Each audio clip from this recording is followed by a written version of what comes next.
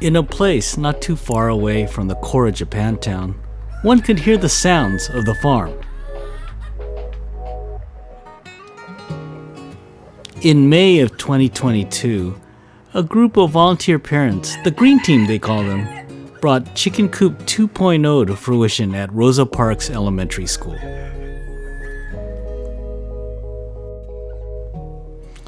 Then Principal Darren Kawai discusses the importance of a garden program in education. Well, obviously, as an educator, it fits into the standards that we always talk about. We're always talking about, how do we do the environmental science standards, ecology, conservation, those things, life cycle, just plant cell formation. So we do some of that really basic stuff in kindergarten, first grade, going through there.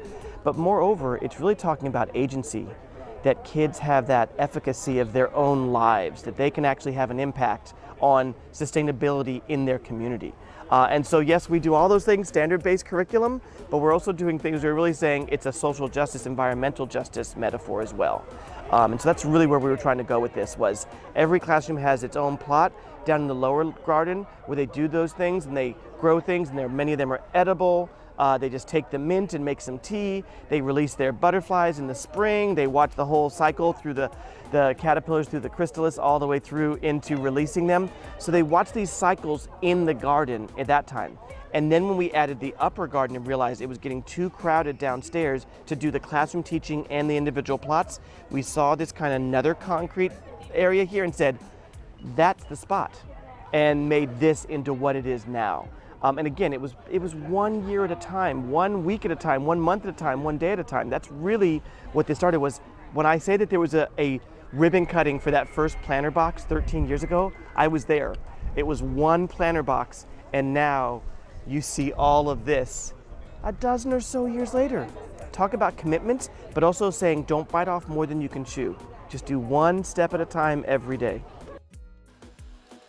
Mie Yaginuma has been the volunteer parent spearhead of the new Chicken Coop, spending countless hours on balancing being a mom, a startup advisor, and Chicken Coop advocate.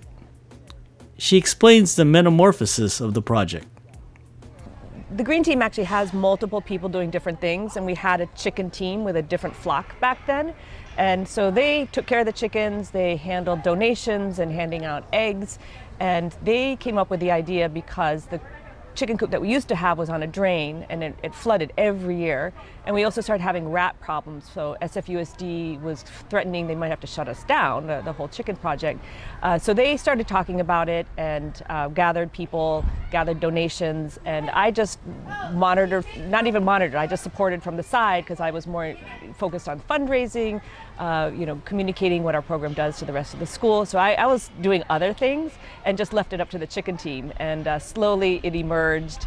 And then different people got involved and got to the next phase, and then when the last alum grandfather who helped get the application kind of together and figure out what we had to do with SFUSD, they graduated, his grandson graduated, and so then I was left with the documents to try to get the application and the approval, and that's when I realized how big this project was. After COVID, we started the wheels rolling again because COVID, we were completely shut down.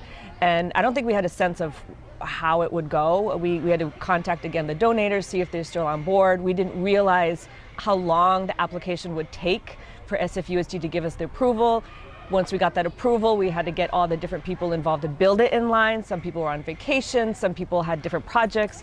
So we really didn't know, but when it kind of was coming together, we realized, hey, we might be able to finish it before the end of the school year, and then it was a mad dash. I mean, when that was our goal, we really pushed hard. And also, we were getting our chickens from a nonprofit, and we had the choice of getting them about 4 weeks or 5 weeks before the coop was going to be done, or wait for summer. And if we waited for summer, we'd finish the coop, it'd be empty. The kids would come back to school, but the chickens were already there. So it really was not what we wanted to do, and it was risky, but we took in the chickens before the coop had even started, and trusted that it was going to be ready because the chickens were in Eric's backyard, a kinder parent. So there was a lot of just trusting that this thing would happen, but definitely there were times where we pushed really, really hard to make sure we could make this date. To volunteer architect David Darling, his time was spent on a greater desire of community. The green team first approached me because they learned that I was an architect to help design the chicken coop. And so the first thing I did was get as many kids as I could together and ask them lots of questions and had them think about like what designing a chicken coop involves, like where will it be located, how will it relate to its surroundings, things like that. And it was really a fun project for me as well as for the kids, hopefully. And then beyond that, as I was saying earlier today, I consider this kind of a spark, what I call a spark project. It was designed to inspire and to inspire curiosity, but also not just for kids, but for the neighbors, and to bring awareness and curiosity to this space. And as a lot of people know, this neighborhood's been through a lot, and little things can matter. And so I have a dream of one day seeing this neighborhood reconnected and maybe having Geary Street go underground, have a surface park. And that's just that is a bucket list dream for me. But to be able to see the chicken coop from a distance, from the lower gardens in the school, and also from the Peace Plaza was a really important part of the process, and it allowed involving the kids in this conversation allowed them to learn more about where they live and their family history and things like that. Longtime supporter Barbara Fujimoto helped get the original garden started and got the space where the current chicken coop started some 15 years ago. I never saw a chicken coop look like this, so I have to say I'm very surprised by that. But I'm so excited because once again, you see the community that this brings to our little space here. So. Anna Luberoff, Director of Programs at Community Grows, explains how garden programs at Rosa Parks help urban students. Cannot overemphasize how amazing it is for me to get to be in this space with kids who are so excited to be in a green space, or they're incredibly freaked out and then realize that it's a space where they can just feel free and they can touch things and they can like smell what things smell like and taste them.